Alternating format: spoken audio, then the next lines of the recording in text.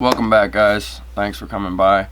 I really appreciate you guys coming out and checking out the channel. The likes, the subscribes, the views, all the interaction with the content is awesome. So if you guys are having some issues with whitetail hunting this year and don't necessarily know where to go or what to do or anything, I've got a couple small tricks that I've learned over time that have helped me put down deer. So whether you've been in the game for a long time or you're just starting out, these tips and tricks are pretty much universal.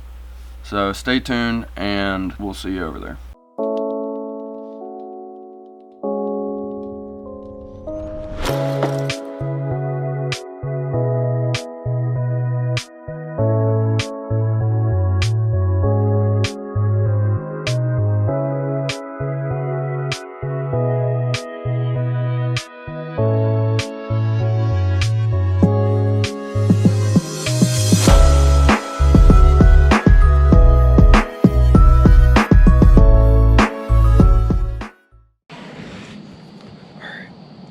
Take this time to talk about a couple little tips and tricks. First of all, when you're hunting public land, which is what we're hunting right now, your ability to control the circumstances as far as like wind direction and what your deer are going to be doing is basically impossible because one, you don't have any type of food plot. You don't have the ability to set up multiple stands in each, then like northeast, south, and west. So the most important thing that I found is to look up your topographical maps and find where your ridge lines are and your cuts and draws and benches and stuff like that. Basically find a route that you would choose to travel and then find a good location close to that route, whether it be in a draw or on top of a nice bench where you've got some vegetation, some nice open timber, kind of like what I have right here. And then do some scouting in that area.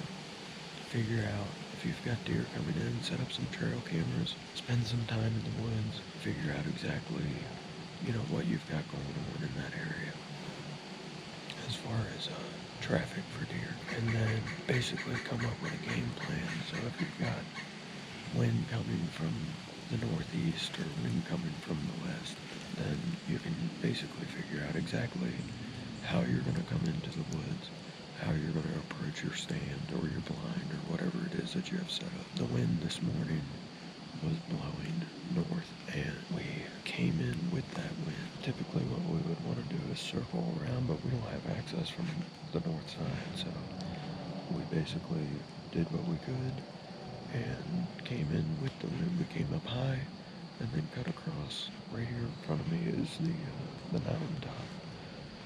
So what we did was we came up the mountain and then cut across and then came down in. You just kind of gotta get a good layout of what you're working with and then make it work to the best of your ability.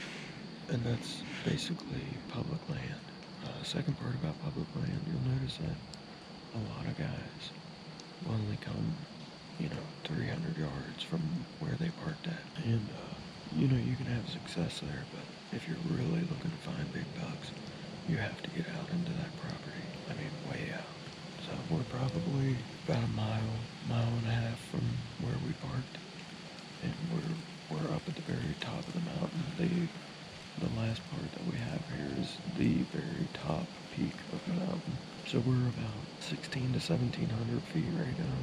As far as elevation goes, we've seen some big bucks sign up here.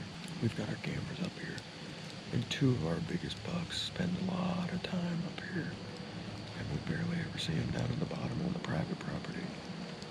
So that kind of explains why we're up here in the public rather than down in the private. So, I mean, if you have private you have the ability to make a really good food plot, then by all means hunt down there. But if the only access you have is private property, then you gotta get out and go for it.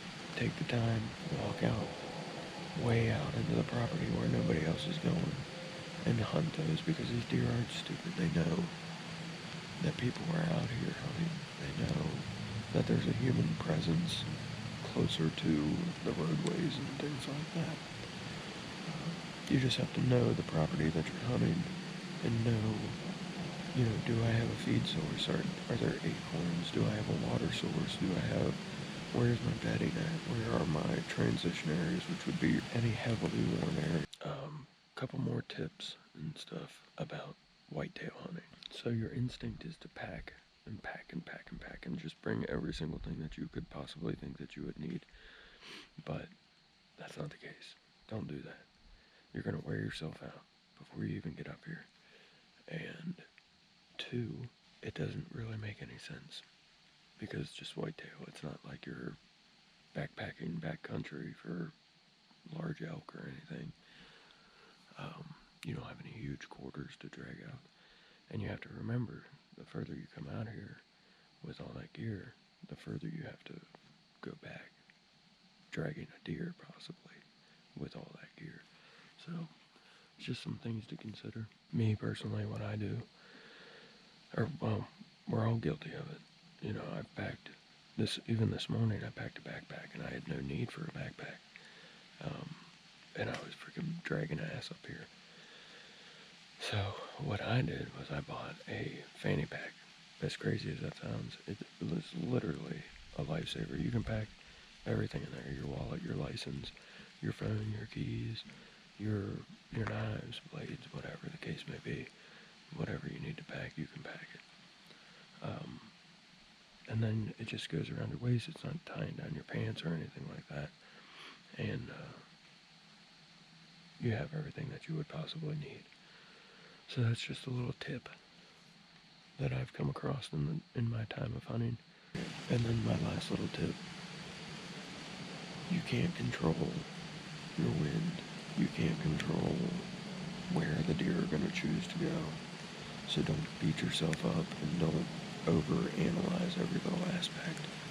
Because you can sit there and plan and plan and plan and plan. But when it comes time for the hunt, it doesn't really matter.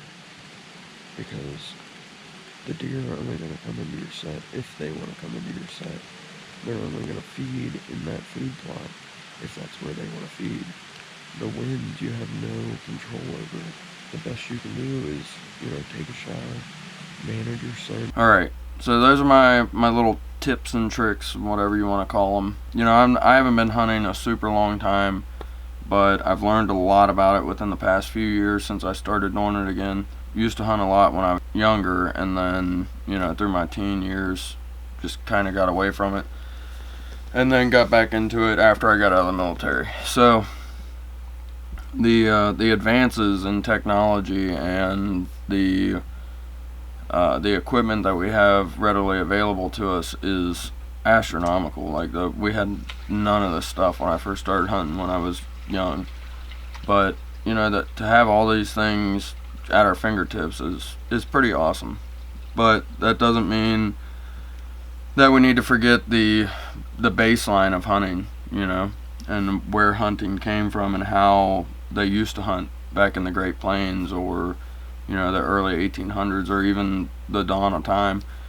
Hunting is hunting, and you have to look at your key elements. Your wind direction, your herd travel, things of that nature are the most important things. So if you take that knowledge and you keep it in mind as you're out there hunting, and less of the I'd be able to kill a deer if I had this ozonics or this or that or whatever, that's not accurate. You just need some good clothing, some scent protection, your weapon, and a few other things, depending on what you're doing. So this is basically just for whitetail. Hopefully you guys enjoyed that, and we'll see you next week. Actually, we'll see you this Thursday. Come join me for my first deer of 2019. That'll be out Thursday at 6 o'clock.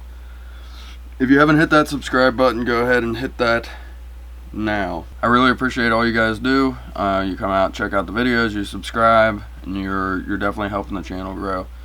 We just peaked over 600 hours of view time, which is awesome. And we just hit 80 subscribers today, actually, which is nice. I want to get up to 100, I want to get up to 500, I want to get up to 1,000 subscribers. So what I'm gonna do is come 100 subscribers, I'm gonna go get a Bucks Backwoods shirt made with my logo on it. And about 200 subscribers, I will show that shirt to you guys. Now, when we get closer to 500 subscribers, I'm gonna start basically a one of those online spinny wheel things where you put all the names in and it randomizes it on the internet. So I'm gonna do that, and I'm gonna be giving that t-shirt away to one of you guys. So like I said, once we're about 25-30 subscribers away from 500, I'm gonna start putting the names in there, and then once we hit 500, I'm gonna be choosing one of you guys to give that shirt to. So stay tuned for that, and keep watching the videos, keep liking, keep subscribing, and never forget to live life outdoors. I'll see you guys later. Bye.